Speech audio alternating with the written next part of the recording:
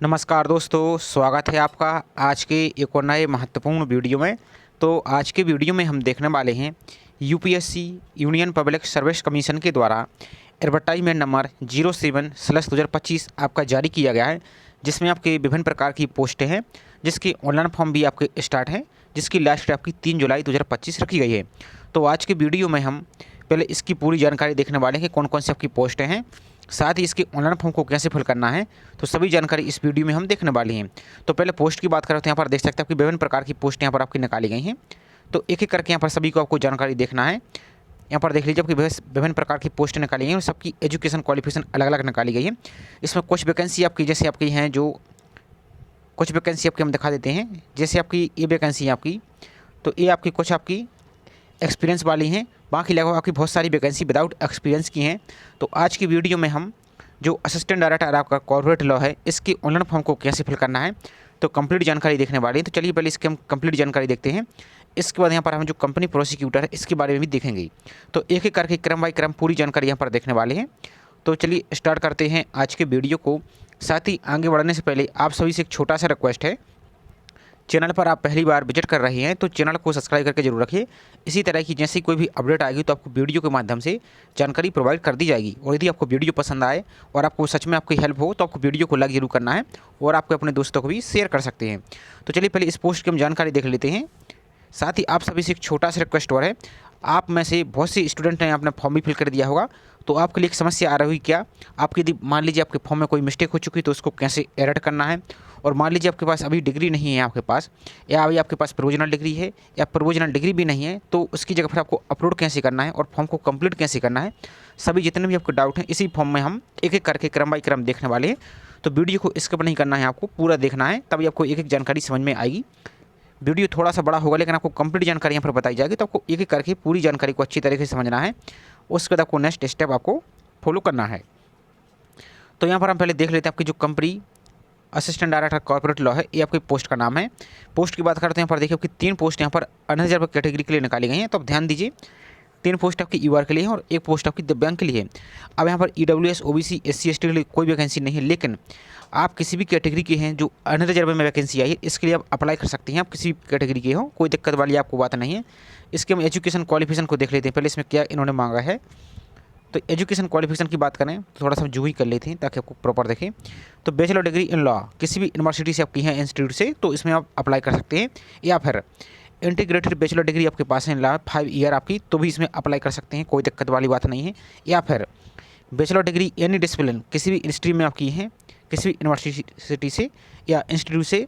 And ध्यान दीजिए, company secretary from the institute of company secreted in India, इसके द्वारा भी किए तो भी आप अप्लाई कर सकते हैं।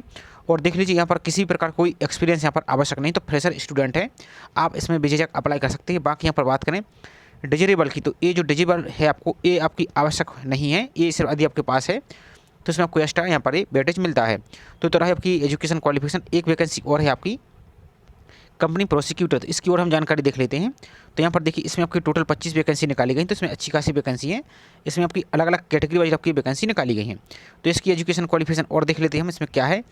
तो वही यहाँ पर देख लीजिए, बैचलर डिग्री आपके पास लॉ में हो या इंटीग्रेटेड डिग्री आपके पास लॉ में, तो ये आप इसमें अप्लाई कर सकते हैं।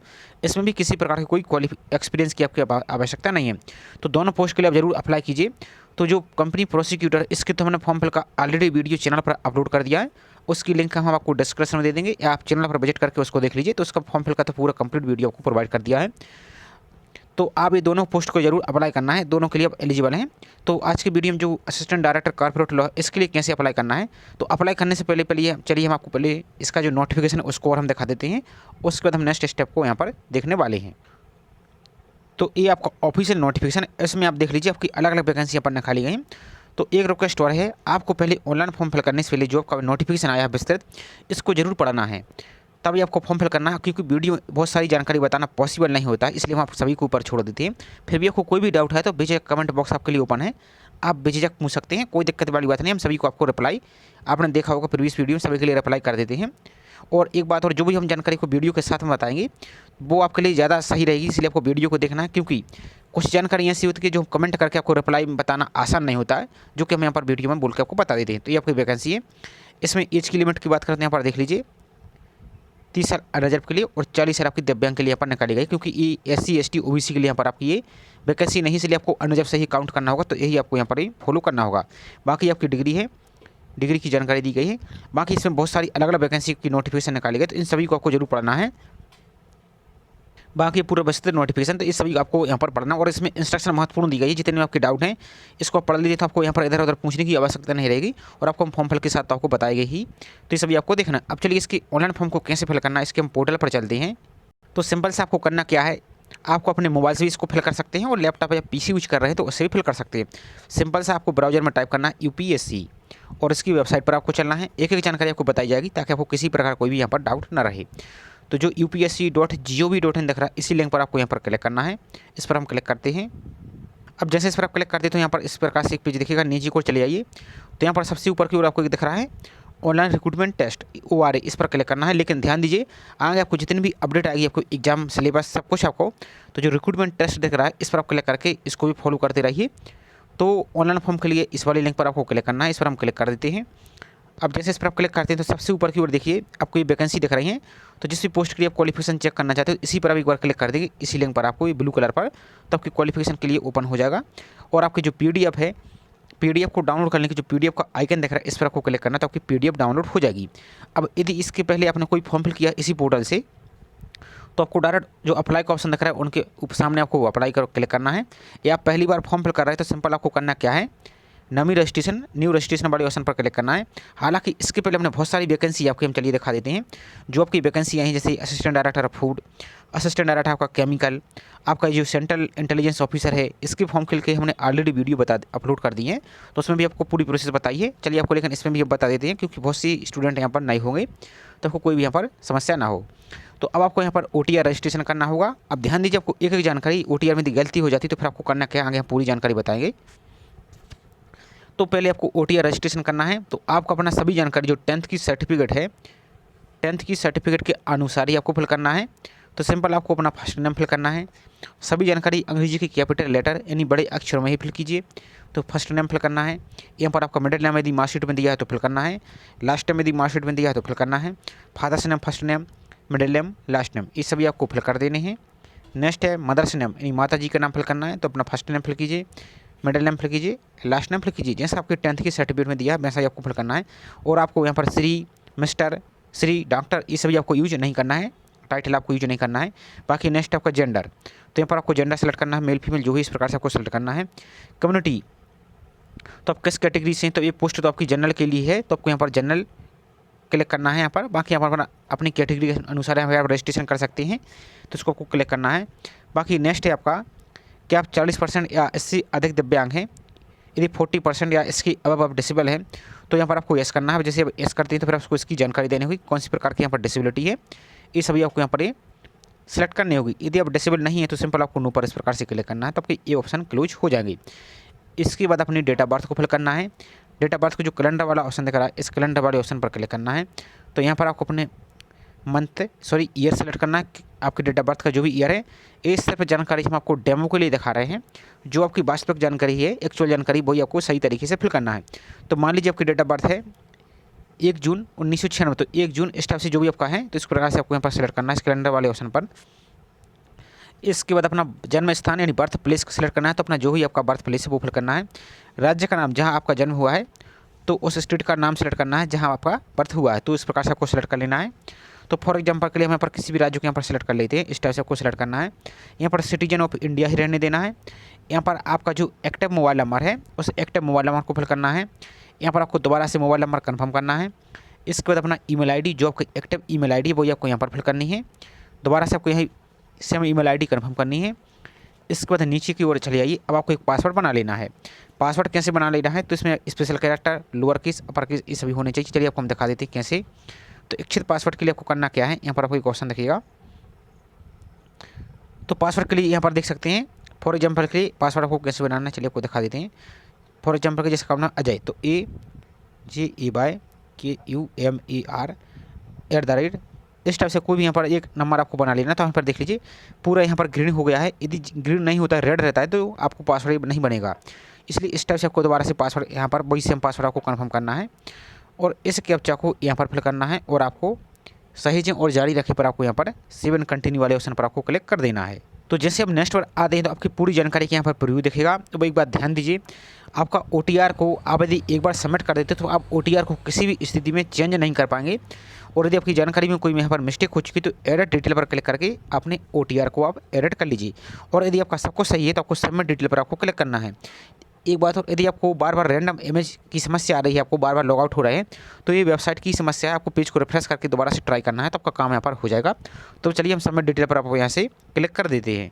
तो जैसे आप सबमिट कर देते हैं फॉर्म को तो आपका जो रजिस्टर्ड मोबाइल नंबर ये आपका मैसेज आ जाएगा कि आपका रजिस्ट्रेशन हो चुका है। अब आप स्क्रीन पर देखिए आपको एक यूज़र ID मिल चुकी है, तो यही आपकी यूज़र ID रहेगी, तो इसको जरूर नोट कर लेना है। तो ये तो रही आपकी OTR कंप्लीट होने की।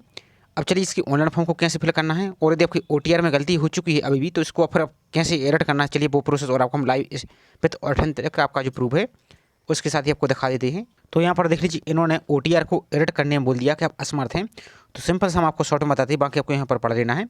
तो आपको एक नया email ID fresh email ID का यूज करके दोबारा से आपको OTR रजिस्ट्रेशन कर लेना। अब आप बोले कि कहाँ लिखा है, तो ये आपका ऑफिशियल आपका जो परफॉर्मा है UPSC के द्वारा यहाँ पर देख लीजिए, ये इन्होंने क्लियर बोला है। आपको कहाँ से मिलेगा चलिए आपको दिखा देते हैं। इस वाले इंस्ट्रक्शन पर देखिए तकनीकी समस्या, इस पर आप क्लिक करेंगे तो इस पर आप इसकी जानकारी को देख सकते हैं। तो रहा आपका OTR का, यदि आपका OTR में कोई जानकारी गलती हो गई है तो आपको नया OTR कर लेना है। तो आई होप ये डाउट आपका क्लियर होगा। अब चलिए इसकी ऑनलाइन फॉर्म को फिल करने के लिए आपने OTR तो कर लिया। अब यहाँ पर आप देखिए असिस्टेंट डायरेक्टर कॉर्पोरेट लॉ, इसके सामने आपको जस्ट अप्लाई नाउ का ऑप्शन दिखा रहा है, आवेदन करें, इस पर आपको क्लिक करना है। तो दोस्तों वीडियो आपको पसंद आ रहा हो तो प्लीज़ आपको वीडियो को लाइक जरूर करना है, और चैनल को सब्सक्राइब नहीं किया है तो चैनल को आपको भी सब्सक्राइब जरूर करना है, आपको सपोर्ट जरूर करना है। तो अप्लाई का ऑप्शन दिख रहा है, इस पर आपको क्लिक करना है। अब एक बार ध्यान दीजिए एक जानकारी और, यहाँ पर आपको पूरी जानकारी एक एक जानकारी बारीकी से पढ़ने, आपके जितने भी डाउट हैं यहाँ पर आपके सब कुछ क्लियर हो जाएंगे। तो यहाँ पर इंस्ट्रक्शन आपके लिए ही दी गई है, इसको आप जरूर पढ़ लीजिए। अब आपको एक डाउट और अभी आपको क्लियर कर देते हैं। अब मान लीजिए यहाँ पर इंस्ट्रक्शन देखिए, एक पॉइंट नंबर आप 5 में देखिए, ध्यान से पढ़ना है, ये आपके ही बारे में बोला है। यदि आपने मान लीजिए फॉर्म को सबमिट कर दिया और कोई आपकी मिस्टेक हो चुकी है आपकी या तो OTR में या आपके फॉर्म में, तो इन्होंने UPSC ने एकदम क्लियर बोल दिया है, ये आपका सेम इंग्लिश में दिया है और यहाँ पर हिंदी में दिया है। तो यहाँ पर आप पढ़ लीजिए कि उम्मीदवारों को सलाह दी जाती है कि वे विशेष पद के लिए केवल एक ही ऑनलाइन आवेदन भर्ती आवेदन के लिए जमा करें, तथापि यदि वो एक पद के लिए, ध्यान दीजिए एक पद के लिए एक से अधिक ऑनलाइन आवेदन भर्ती आवेदन जमा करता है या करती है तो उसे यह अवश्य सुनिश्चित कर लेना चाहिए कि उच्चतर आवेदन संख्या वाला ऑनलाइन भर्ती आवेदन पत्र शुल्क जहां भी लागू हो सहित सभी प्रकार के परिपूर्ण हो, और जो आवेदक एक से अधिक ऑनलाइन भर्ती आवेदन पत्र जमा करना चाहते हैं उन्हें नोट कर लेना चाहिए कि आयोग द्वारा केवल उच्चतर आवेदन संख्या वाला ऑनलाइन भर्ती आवेदन पत्र को ही स्वीकार किया जाएगा, और एक आवेदन संख्या के लिए दिए गए आवेदन शुल्क किसी अन्य में यहाँ पर समायोजित नहीं किया जाएगा। सिंपल मतलब ये है, यदि आपके फॉर्म में कोई गलती हो चुकी है तो आप दोबारा से नया OTR बनाकर न्यू ईमेल ID का यूज करके दोबारा से अपना नया ऑनलाइन फॉर्म फिल कीजिए। तो जो आपका उच्चतर एप्लीकेशन नंबर है, यानी आपका एक तो आपने पहले फॉर्म फिल कर दिया, उसके बाद आपको दोबारा से फॉर्म फिल करेंगे तो आपका नेक्स्ट हाई जो आपका एप्लीकेशन नंबर वो आपका अलग बढ़ के आएगा। तो जो बाद वाला फॉर्म है वो आपका एक्सेप्ट रहेगा, और जो आपका पहले वाला फॉर्म है वो आपका रिजेक्ट हो जाएगा। तो यही सिंपल सा मतलब है। तो यदि आपके फॉर्म में रिजेक्ट आपका जो पहले वाला वो रिजेक्ट हो जाएगा और आपका नया वाला फॉर्म एक्सेप्ट रहेगा। तो इसका सब एक ही उपाय है। हालांकि आपको फॉर्म में ही गलती नहीं करनी, तब कहीं सभी आपको समस्या नहीं आएगी। यदि बाई चांस आपकी समस्या ये हो चुकी है तो इस सभी को आपको फॉलो कर लेना है। बाकी कोई भी आपको समस्या आती है, चलिए आपको यहाँ पर एक नंबर और दिखा देते हैं हम। तो यहाँ पर आप देख लीजिए ये OTR से संबंध आपकी जितनी भी समस्या है इस पर आप UPSC के हेल्पलाइन नंबर पर आप इसको आप ये नंबर आपको यूज करके आपको लगा लेना है। बाकी यही सेम इंस्ट्रक्शन आप नोटिफिकेशन में पढ़ेंगे आप, तो उसमें भी आपको देखने को मिल जाएगा, तो आपको उसको भी पढ़ लेना है। और यहाँ पर इंस्ट्रक्शन तो आप वेबसाइट पर पढ़ ही रहे हैं। इसके बाद आपको सिंपल नेक्स्ट पर क्लिक करना है, आगे बढ़े पर क्लिक करना है। इसके बाद यहाँ पर भी आपको पूरी इंस्ट्रक्शन दी गई है, तो आपको यहाँ पर पढ़ना है, क्योंकि वीडियो थोड़ा सा बड़ा हो गया है तो इसलिए हम आपको यहाँ पर नहीं पढ़ के बता रहे हैं, आपको ही पढ़ना है। इसके बाद आगे बढ़े नेक्स्ट पर आपको सिंपल क्लिक करना है। इस पर आप जैसे क्लिक करते हैं तो एक और जानकारी आएगी, इसको भी आपको जरूर पढ़ लेना है। इसके बाद यहाँ पर टर्म एंड कंडीशन को एक्सेप्ट करना है। इसके बाद आपको प्रोसीड पर आपको सिंपल क्लिक करना है। अब जैसे इस पर क्लिक करते हैं तो जो भी आपको यूजर ID प्राप्त हुई वो यूजर ID फिल कीजिए, जो आपको पासवर्ड आपने बनाया था वो पासवर्ड फिल कीजिए। इस कैप्चा को यहाँ पर फिल करके लॉगिन पर आपको सिंपल क्लिक कर देना है। तो यहाँ पर आपको लॉगिन कर लेना। चलिए आपको लॉगिन करके हम आपको नेक्स्ट स्टेप फॉलो करके दिखाते हैं। अब जैसे आप लॉगिन कर लेते हैं तो जो अभी आपने अपना OTR बनाया है, OTR की जानकारी तो आपको यहाँ पर ऊपर शो हो रही होगी। अब आपको सिंपल से नीचे को चले जाना है, प्लीज़ फिल फॉलोइंग डिटेल्स। तो सबसे पहले इन्होंने क्या बोला है कि आपका नाम, आपकी फादर्स का नाम, आपकी मदर्स का नाम, जो भी आप डॉक्यूमेंट या सर्टिफिकेट लगा रहे हैं सभी में सेम है। ऐसा तो नहीं है कि कोई सर्टिफिकेट में कुछ नाम है, किसी सर्टिफिकेट में कुछ नाम है। यदि ऐसा है तो आपको यहाँ पर नो पर क्लिक करना है। इस प्रकार से आपको नो पर क्लिक करना है। फिर आपको यहाँ पर एफिडेविट इस प्रकार से देना होगा। और यदि आपका सब कुछ सेम है तो आपको यहाँ पर एस पर क्लिक करना है, इस पर एस करना है। इसके बाद नेक्स्ट है फोटो आइडेंटिटी कार्ड। तो यहाँ पर आप कोई एक आईडी कार्ड को यहाँ पर आप अपलोड कर सकते हैं। तो जैसे फॉर एग्जाम्पल के लिए वोटर आईडी, आपका सेंट्रल गवर्नमेंट के द्वारा इशू कोई ID card, passport, PAN card, driving licence, Aadhaar card. तो जैसे आप आधार कार्ड को सिलेक्ट करना चाहते हो तो आधार कार्ड सेलेक्ट कीजिए। आपको आधार कार्ड का नंबर फिल करना होगा यहाँ पर। इसके बाद नेक्स्ट है क्या आप माइनॉरिटी कम्युनिटी से बिलोंग करते हैं। यदि आप अल्पसंख्यक में आते हैं, जैसे आपका मुस्लिम हुआ, क्रिश्चियन हुआ, बुद्धिस्ट हुआ, पारसी हुआ, जैन हुआ, सिख हुआ, यदि आप आते हैं तो यस करेंगे, नहीं तो आपको नो पर ही क्लिक रहने देना है। नेक्स्ट है आपका मैरिटल स्टेटस यानी विवाहिक स्थिति। आप मैरिड हैं तो मैरिड पर टिक कीजिए, यदि सिंगल है तो सिंगल पर आपको इस प्रकार से टिक करना है। नेक्स्ट है आपका एक option hobbies and extra curricular activities. तो आपकी हॉबी आपको यहाँ पर फिल करना है। यदि आपकी हॉबी सही है आपको सही तरीके से तो आपको यहाँ पर 500 शब्द तक आपको फिल करना है। यदि नहीं है तो आपको सिंपल ये हॉबी वाला ऑप्शन को भी छोड़ दीजिए, छोड़ सकते हैं, कोई दिक्कत वाली बात नहीं है। लेकिन आपको हॉबी सही से ही फिल करना है, क्योंकि आपको बाद में इंटरव्यू में फिर इसी से बेसिस आपके क्वेश्चन रहेगी, इसलिए आपको इसको कुछ भी आपको यहाँ पर ऐसा फिल नहीं करना है ताकि आपको बाद में कोई प्रॉब्लम हो। इसके बाद नेक्स्ट है तो जो आपने आधार कार्ड का नंबर दिया है वही आधार कार्ड को आपको करना क्या है, तो आधार कार्ड की दोनों साइड के आपको किसी भी स्कैनर से PDF कंबाइंड PDF बना लेना है। PDF आप 1 MB से आपकी ज़्यादा यहाँ पर नहीं होनी चाहिए। तो यहाँ पर आपको PDF को अपलोड कर देना है। इसके बाद अपने जो 10th का सर्टिफिकेट है डेट ऑफ बर्थ प्रूफ के लिए, उसको स्कैन करके PDF बनाना है 1 MB तक, उसको अपलोड कर देना है। इसी तरह से आप रिजर्व कैटेगरी से अपलोड कर रहे हैं तो आपका जो कास्ट सर्टिफिकेट है, central caste certificate, central format का, सेंट्रल गवर्नमेंट का, तो वो उसका PDF बना के यहाँ पर अपलोड करना है और आपको सेव एंड कंटिन्यू पर आपको यहाँ से क्लिक कर देना है। अब नेक्स्ट आपको अपना एड्रेस फिल करना है। तो house number, plot number, apartment number सभी आपको यहाँ पर फिल करना है। यहाँ पर आपका पूरा एड्रेस लाइन 1 और एड्रेस लाइन 2 दोनों में आपको पूरा एड्रेस कंप्लीट फिल कर देना है। यहाँ पर अपनी सिटी, विलेज या टाउन का नाम फिल कीजिए। यहाँ पर अपने डिस्ट्रिक्ट का नाम सेलेक्ट कीजिए। यहाँ पर इंडिया रहने देना है। यहाँ पर अपना स्टेट को सिलेक्ट कीजिए और यहाँ पर अपना जो पोस्ट ऑफिस का पिन कोड है वो आपको पिन कोड यहाँ पर फिल करना है। यदि आपके पास STD लैंडलाइन नंबर है कोई भी तो यहाँ पर दे सकते हैं, बाकी यहाँ पर आप इसको छोड़ सकते हैं। अब नेक्स्ट यहाँ पर एक ऑप्शन आपको दिख रहा है आपका मेलिंग एड्रेस और परमानेंट एड्रेस, यदि सेम है तो आपको यस करना है, तो आपके दोनों ऑटोमेटिक यहाँ पर फिल हो जाएंगे। और यदि आपके अलग अलग है तो आपको नो पर क्लिक करना है। तो यहाँ पर जैसा भाई आपने ऊपर फिल किया यहाँ पर आपको नीचे को फिल करना है और आपको सिविल नेक्स्ट पर आपको यहाँ पर ही क्लिक कर देना है। नेक्स्ट आपका एज रिलैक्सेशन का, तो यहाँ पर आपको यदि आप सेंट्रल गवर्नमेंट के या UT के एम्प्लॉई हैं और आप अपर एज लिमिट में छूट चाहते हैं तब आपको यहाँ पर यस करना है। बाकी जो फ्रेशर स्टूडेंट हैं उनके लिए यहाँ पर आपको नो पर क्लिक करना है, आपको यस नहीं करना है। इसके बाद आपको सेव एंड नेक्स्ट पर आपको यहाँ से क्लिक करना है। नेक्स्ट आपकी एजुकेशन क्वालिफिकेशन, इसको आपको सही से फिल करना है। तो इस पोस्ट के लिए जो भी एजुकेशन क्वालिफिकेशन रिक्वायर्ड है वो आपको यहाँ पर देखने को मिल जाएगा। तो यहाँ पर आप कोई एक अपनी एजुकेशन क्वालिफिकेशन को सिलेक्ट कर सकते हैं। तो यहाँ पर आपको सिलेक्ट करना है क्वालिफिकेशन टाइप। तो यहाँ पर आप एसेंशियल क्वालिफिकेशन जो आपको यहाँ पर योग्यता मांगी गई है वो, या आप कोई और आपके पास एसेंशियल के अलावा आपको जैसे PG है, कुछ और है, डिग्री के अलावा आपको डिप्लोमा है, कुछ भी है तो एडिशनल वाला क्लिक कर सकते हैं। फिर आपको करना क्या है, सिलेक्ट डिग्री, तो आपको 10th से लेकर 10th, 12th, 10+2 डिग्री, डिप्लोमा सब कुछ यहाँ पर एक एक करके ऐड कर सकते हैं। या आप चाहो तो सिंपल आपको एसेंशियल पर क्लिक करना है। एसेंशियल पर जैसे क्लिक करते हैं तो अब आप यहाँ पर देखिए 3 ऑप्शन आपको दिख रहे हैं। इंटीग्रेटेड डिग्री आपकी है 5 साल की तो इस पर क्लिक करेंगे, या सिंपल आप बैचलर डिग्री की है तो इस पर क्लिक कीजिए, और आप कंपनी सेक्रेटरी है तो इस पर आप क्लिक कीजिए। चलिए फॉर एग्जाम्पल के लिए हम बैचलर डिग्री पर यहाँ पर क्लिक कर देते हैं। अब जैसे इस पर आप क्लिक करते हैं तो आपको डिग्री, तो आपको यहाँ पर बैचलर क्लिक कर दी। आपके सब्जेक्ट, तो सब्जेक्ट आप एनी डिसिप्लिन से की है या लॉ से की हैं तो हम यहाँ पर लॉ पर क्लिक कर देते हैं, क्योंकि यहाँ पर आप क्वालिफिकेशन में देखिए आप यहाँ पर, तो यहाँ पर देख सकते हैं बैचलर डिग्री इन लॉ या आप इंटीग्रेटेड डिग्री की है, तो जो भी आपके यहाँ पर इस प्रकार से सिलेक्ट करेंगे। अब नेक्स्ट है आप किस माध्यम से पढ़ाई की है, अपने हिंदी से या इंग्लिश से, तो जो भी आपकी मीडियम है वो यहाँ पर सिलेक्ट कीजिए। इसके बाद क्वालिफिकेशन लेवल, तो अब यहाँ पर जिस लेवल से फिल कर रहे हैं तो यहाँ पर देख लीजिए आपको यहाँ पर अलग अलग ऑप्शन दिखेंगे। तो सिंपल यहाँ पर हम ग्रेजुएट लेवल क्लिक कर देते हैं। यहाँ पर आप आ जाइए, यहाँ पर तो ग्रेजुएशन लेवल हम सिलेक्ट कर देते हैं। बाकी यहाँ पर स्पेशल यहाँ पर कुछ नहीं है, थोड़ा सा देख लीजिए हम यहाँ पर। तो हाँ, ग्रेजुएशन इन लॉ, ये अब लॉ से हैं, जैसे LLB किए हैं तो यहाँ पर आपको सिलेक्ट करना है। बाकी नेक्स्ट देखिए स्पेशलाइजेशन सब्जेक्ट, तो यहाँ पर आपको नॉट एप्लीकेबल या अदर पर आपको क्लिक करना है। इसके बाद आपके जो भी स्ट्रीम में जो भी आपके मेजर सब्जेक्ट रहे हैं, मेन सब्जेक्ट कुछ के नाम यहाँ पर आप फिल कर दीजिए। जो आपके मेन सब्जेक्ट रहे हैं उनको फिल करना है, क्योंकि आप सभी को भी पता है आपके अलग अलग सेमेस्टर में बहुत सारे सब्जेक्ट रहते हैं, लेकिन उनको फिल नहीं करना है। आपको जो मेजर सब्जेक्ट फॉर एग्जांपल के लिए हम आपको बता दें, जैसे मान लीजिए BA किए हैं, अब BA में आपके जो BA में जो आपके मेन सब्जेक्ट हैं, जैसे आपकी हिस्ट्री रहा है, पॉलिटी रहा है, इकोनॉमिक्स रहा है, इस टाइप से आपके जो मेजर सब्जेक्ट हैं वो यहाँ पर आप फिल कर सकते हैं।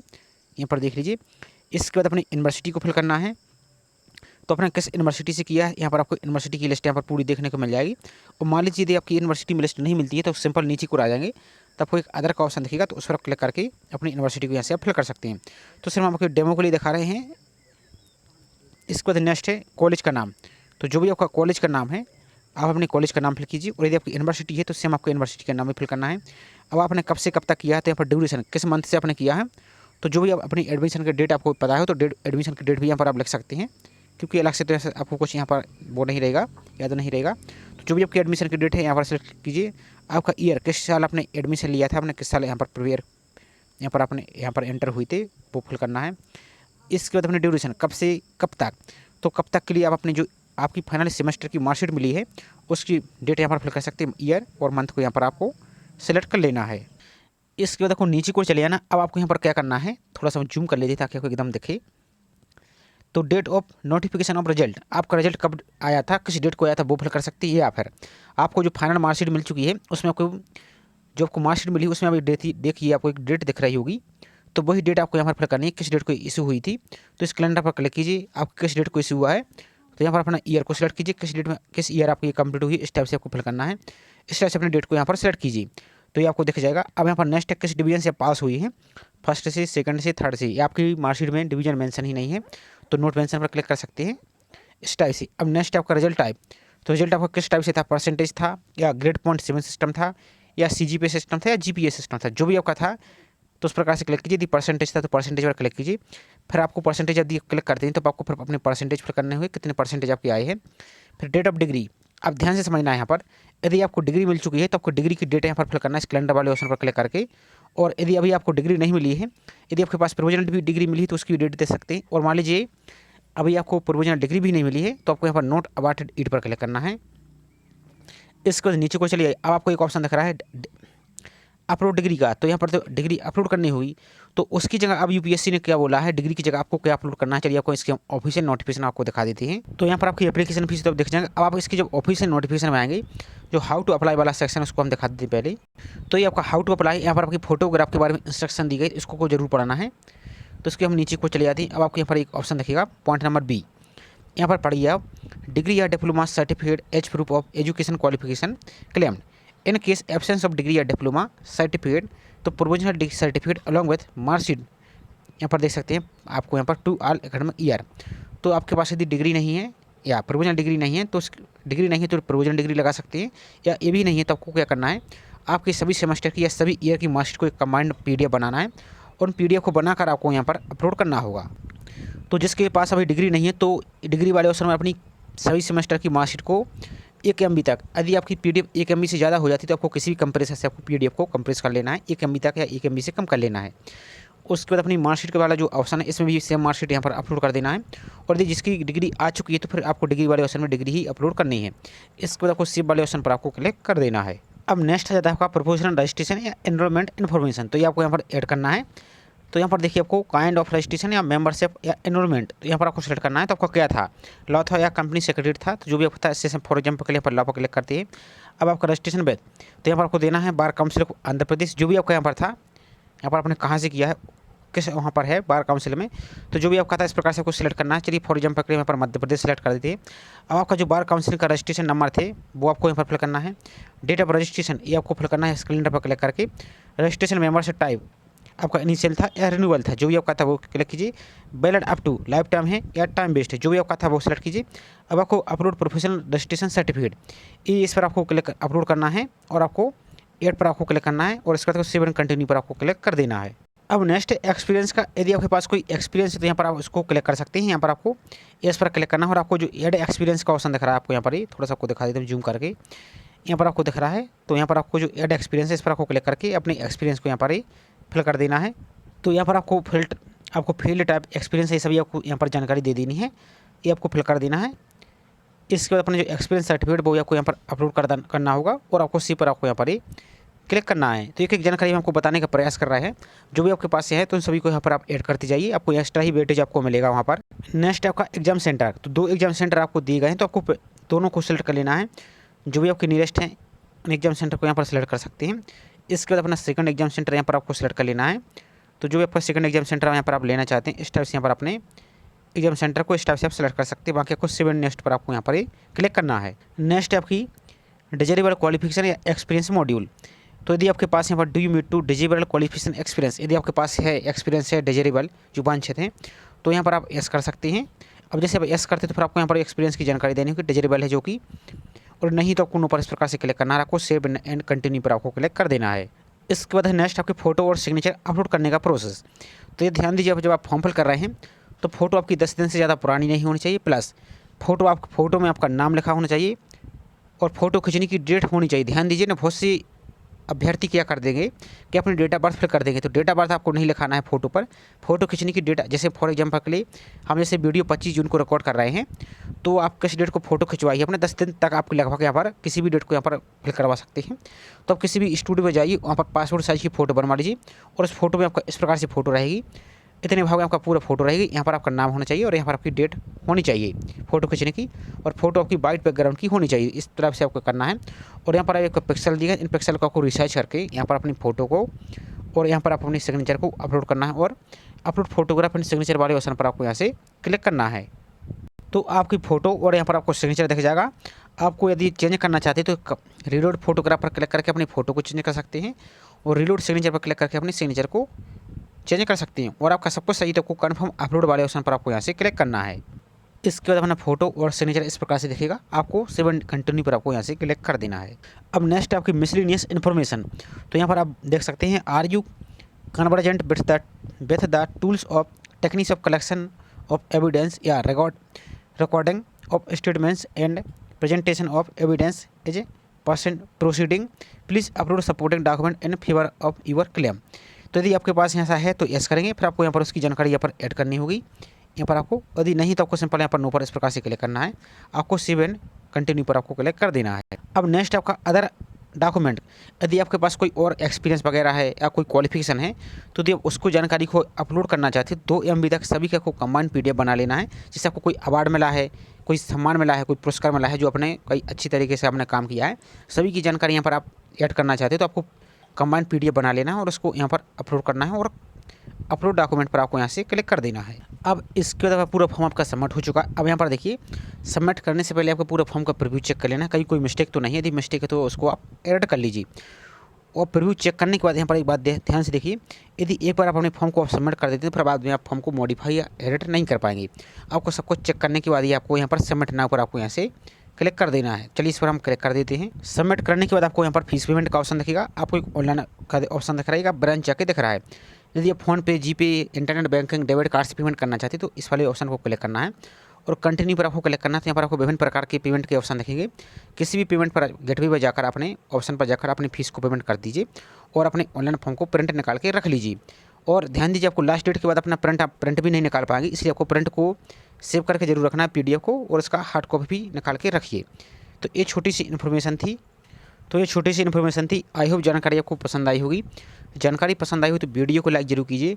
साथ ही आप चैनल पर पहली बार विजिट कर रहे हैं तो चैनल को सब्सक्राइब करके जरूर रखें। इससे संबंधित जैसे कोई भी अपडेट आएगी तो आपको इसी तरह वीडियो के माध्यम से जानकारी प्रोवाइड कर दी जाएगी। साथ ही आपका जो कंपनी प्रोसिक्यूटर है, इसके फॉर्म को अप्लाई करना चाहते हैं तो इसका हमने ऑलरेडी वीडियो बना दिया, लिंक आपको डिस्क्रिप्शन में दे देंगे, तो उसको आप देख सकते हैं। तो चलिए मिलते हैं इसी तरह से एक और नई जानकारी के साथ। जय हिंद।